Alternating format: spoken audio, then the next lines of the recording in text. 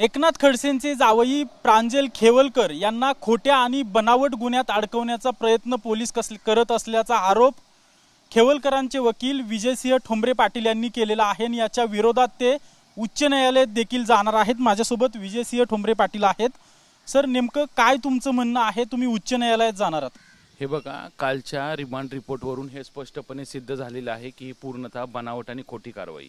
ज्या महिलेने ड्रग्ज आणलं तिला न्यायालयीन कोठडी देण्यात आलं, ज्यांनी घेतलं नाही त्यांचे रिपोर्ट आज तक दाखल केलेले नाहीत आणि त्यांना खोटी पोलीस कोठडी मागण्यात आली आणि ती मेहरबान कोर्टाने दिलेली। त्याच्यामध्ये आम्ही तपाससुद्धा सहकार्य करतोय। परंतु यावरून एक सिद्ध होतं की चोर सोडून संन्याशाला फाशी दिली जाते।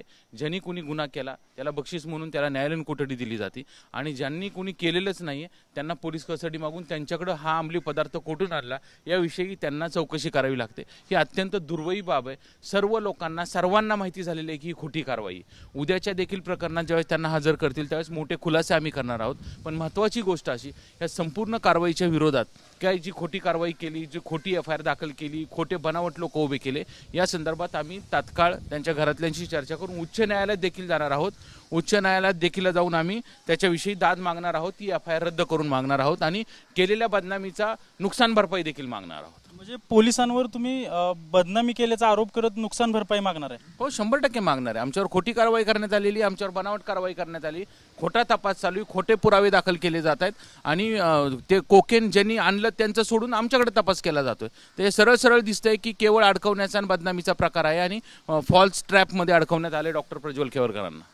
तुम्ही असा देखील आरोप करताय की पोलिसांनी हे सगळं ट्रॅप लावून केलेलं आहे। नेमका काय आरोप आहे तुमचा? अरे, आपण एक गोष्ट पहा, सगळ्या जगाने ती व्हिडिओ क्लिप पाहिलेली आहे। ती जी महिला आहे, पोलीस आले की ती महिला डायरेक्टली काढून देते।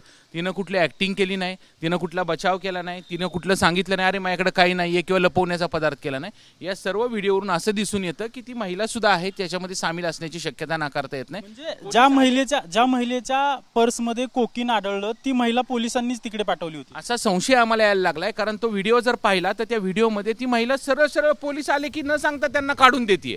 ह्याचा अर्थ काय आहे? जर सपोज एखादी खरी महिला असती, जर तिच्याकडे ते असतं, तिनं लपवण्याचा प्रयत्न केला असता, ती बॅग लपवण्याचा प्रयत्न केला असता, तिथं जागेवर म्हणली असती माझी पर्स माझी नाही, ती स्वतः तिथं एवढी इमानदारपणे त्या पर्समधून काढून देते, सगळ्या व्हिडिओ शूटिंगमध्ये दाखवते। तर सदर प्रकार सर्वांना समजलेला आहे की हा संशयित आणि हा बनावट आणि हा खोटा प्रकार केलेला आहे। उद्या या प्रांजल खेवलकरांची पोलीस कोठडी संपते, तुम्ही म्हणताय की न्यायालयात आम्ही अनेक खुलासे करणार आहोत। काय खळबळजनक खुलासे असणार आहेत? नाही, त्या संदर्भात आज आपल्याला थांबावं लागेल, ते उद्याच्या संदर्भात आहेत कारण हे न्यायप्रविष्ट प्रकरण आहे। सर्वच गोष्टी मला काही सांगता येत नाही, परंतु तुम्ही उद्या पहा, आम्ही त्याच्यामध्ये भरपूर मोठे खुलासे उद्या करणार आहोत की कशा प्रकारे खोटी कारवाई करण्यात आलेली आहे। नक्कीच आपण पाहतोय की हे होते प्रांजल खेवलकर, जे एकनाथ खडसे यांचे जावई आहेत, त्यांचे हे वकील होते आणि उद्या कोर्टात आम्ही खळबळजनक पुरावे सादर करणार आहोत अशा प्रकारचं त्यांनी सांगितलेलं आहे। तर पोलिसांच्या विरोधात आम्ही उच्च न्यायालयात देखील जाणार असल्याचं त्यांच्याकडून सांगण्यात येत आहे। कॅमेरा पर्सन अभिजित पिसेसह अजिंक्य धायगुडे, TV9 मराठी, पुणे।